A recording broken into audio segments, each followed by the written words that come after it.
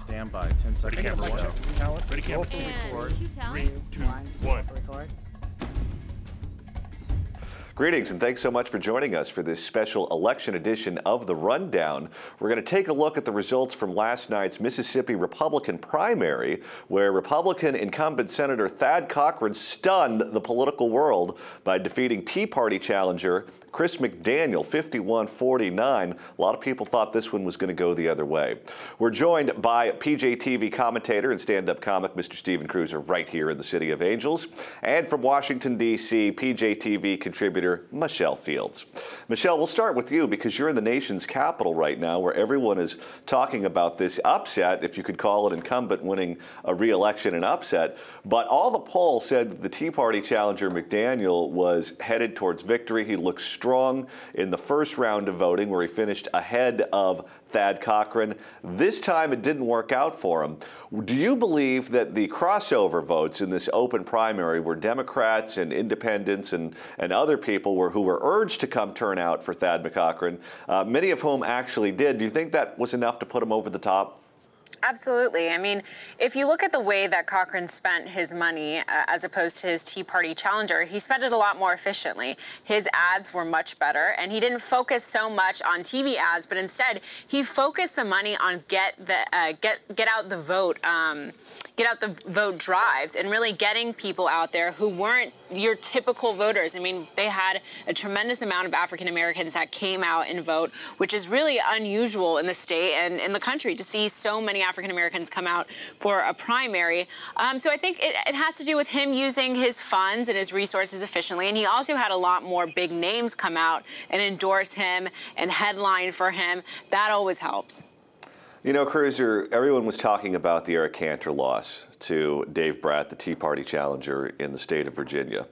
And I maintain, as did Ann Coulter, who was really beating the drum on this, and to a certain degree Matt Drudge of the Drudge Report, that election was a referendum on illegal immigration. If you look at Bratt's ads in the last couple weeks of the election, it was all on illegal immigration. This race in Mississippi was not a referendum on illegal immigration. Thad Cochran does not have the same power and influence and position on the issue that Eric Cantor did. And this was about other things, other grievances that conservatives in Mississippi had with Thad Cochran. Do you see it that way?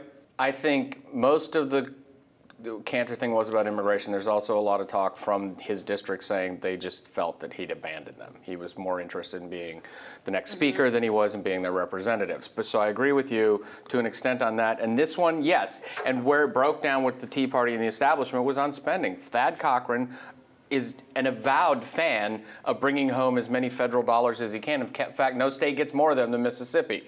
And he's a big part of that.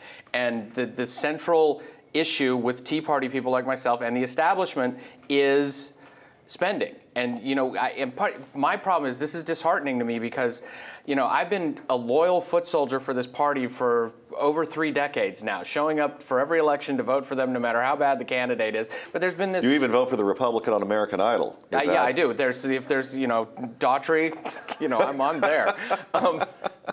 But the thing is that these guys, these incumbents that we're celebrating sending back for their 5th and 6th terms, which I'm pretty consistent being against. I don't like multi-term senators. What's the maximum someone should serve in the before Senate? they go 2 home? terms. 2 terms in the Senate. That's all you need. If you can't do anything in 12 years, you're a useless piece of you-know-what and get out of there. I'm wavering on what I think for the House, but it takes more time. But this is the Cochrans and McCains and Grahams and McConnell. They're all part of this bloated spending big government malaise that's taken over the Republican Party in the last few years, and I'm never happy when one of them is going to be sent back. Talk to me about the politics of this, Michelle, because last time around the Republicans were really left with some turkeys in coming out of the primary that did not do well against the Democrat in the general. It seems like this time around, the Republican that polls better in the general against the Democrats are the ones that are making it out of the primary. Cochran polled much better against the Democrat in the general in Mississippi than the Tea Party challenger did. But when you look at Virginia, for example, the Tea Party challenger, Dave Bratt, won.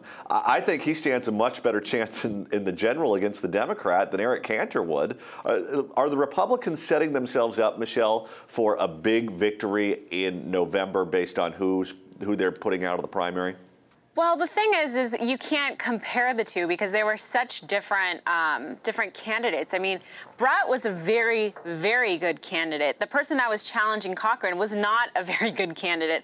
I mean, he had activists who were his supporters ended up being arrested. I mean, it ended up being this huge soap opera that I think distracted from him as a candidate. So I think you can't really compare the two because they're so different from one another. Brett was a great candidate that people liked, and people were very unhappy with Eric Cantor, whereas McDaniel was terrible. Cochran was terrible, but so was his challenger. I think Michelle makes an excellent point there, Cruiser. Candidates matter.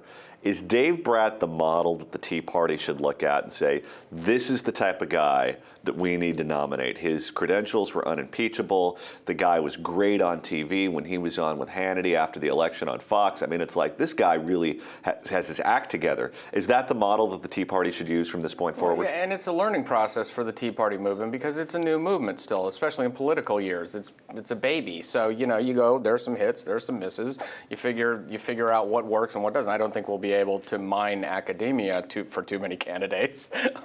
That's going to be a finite supply there. It's an anomaly. But yeah, I think one of the big things, though, you mentioned polling, and you know there was final polling that had Cantor way ahead of Brat and McDaniel way ahead of Cochran. I think if there's anything we've learned since 2012 is maybe just drown all the pollsters. I mean, polling has become horrendous. But primaries are low turnout elections. General elections, the models are more accurate. I mean, you look back at 2010, you look back at 2012, the polling data in the general was very accurate. But they're consistently low turnout. So you can extrapolate from the data and come up with some polling. I think it's gotten to the point with consultants and with pollsters where people will just pay to hear what they want to hear. I think there's a lot of that going on. All right, now, Michelle, before we go, I am told that you had a political celebrity sighting last night at the Katy Perry concert, and it wasn't Steven Cruiser. Oh my gosh, I can't believe you're calling me out for going to a Katy Perry concert. It was Congressman Aaron Schock was there, which was interesting. I thought I was the oldest person at the Katy Perry concert, but apparently I was not. Aaron Schock was there and enjoying all the Katy Perry songs. I like Katy Perry. Do you like Katy Perry? I'm okay. I would have been, had I been there, I would have been I would have been the oldest guy at the Katy Perry concert. Did you buy Cruiser a T-shirt? It was a fun show. It was a good show. I did not. Sorry.